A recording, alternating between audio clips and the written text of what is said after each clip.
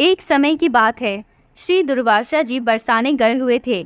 उस समय श्री राधा जी अपनी सहेलियों के साथ खेल रही थी। राधा जी और उनकी सखियां छोटे छोटे बर्तन बनाकर उसमें झूठ मूठ का भोजन बनाकर भगवान जी को भोग लगा रही थी। श्री राधा रानी और उनकी सहेलियां ये सब कर रही थी कि अचानक से ऋषि दुर्वासा वहां आ पहुंचे। ऋषि दुर्वासा को देखकर श्री राधा जी और उनकी सहेलियां ऋषि के सम्मान में उठ खड़ी हुई और उनको सादर प्रणाम किया और बड़े ही सरल भाव से उनका स्वागत करते हुए उनको बैठने को कहा। ऋषि दुर्वासा भोली भाली और छोटी कन्याओं की इस सरल व्यवहार को देखकर अति प्रसन्न हुए और उन कन्याओं द्वारा बिछाए गए आसन पर जाकर बैठ गए।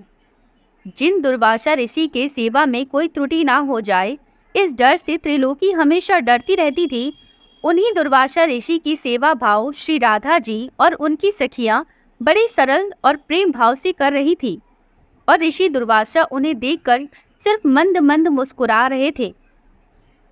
फिर राधा जी की सखियां कहती है कि हे ऋषिदेव, क्या आपको ज्ञात है कि मेरी राधा रानी बहुत ही स्वादिष्ट लड्डू बनाती हैं और उन्हीं लड्डू से हमने भगवान को भोग लगाया है और अभी आपको भी प्रसाद के रूप में वितरित करेंगे।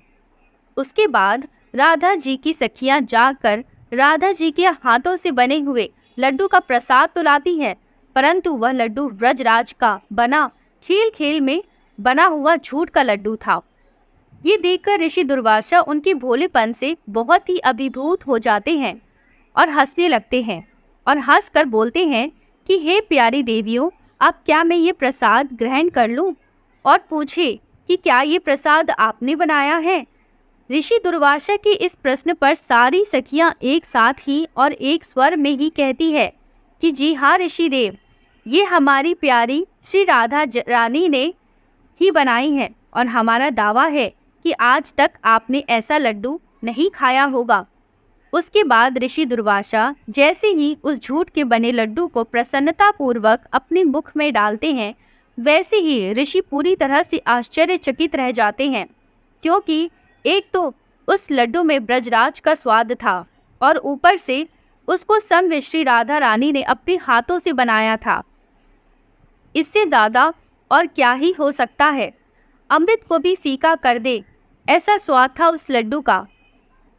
वो लड्डू खाकर ऋषि दुर्वासा की आंखों में खुशी के आंसू भर आए और उसके बाद अत्यंत प्रसन्न होकर श्री राधा जी को अपने पास बुलाते हैं और बड़े ही प्रेम से उनके सिर पर हाथ फेरते हुए आशीर्वाद देते हुए कहा कि बेटी राधा, आज से तुम अमृत हस्ता हुई, मतलब अमृत बनाने वाले हाथ। तुम्हारे हाथ से बना हुआ भोजन या कोई भी पकवान खाएगा वह दीर्घ आयु वाला और हमेशा विजयी होगा। ऋषि दुर्वासा जी के धन्य हैं जिनके आशीर्वाद ने श्री कृष्ण और राधा रानी की अत्यंत मनमोहक लीला के लिए एक मार्ग दिखाया। आशा करती हूँ कि वेदांतरस के माध्यम से ये प्यारी सी राधा रानी की कहानी आप लोगों को पसंद आई होगी। राधे राधे। दोस्तों, वीडियो अगर पसंद आई हो तो वीडियो को लाइक करें और चैनल को सब्सक्राइब करना ना भूलें। धन्यवाद।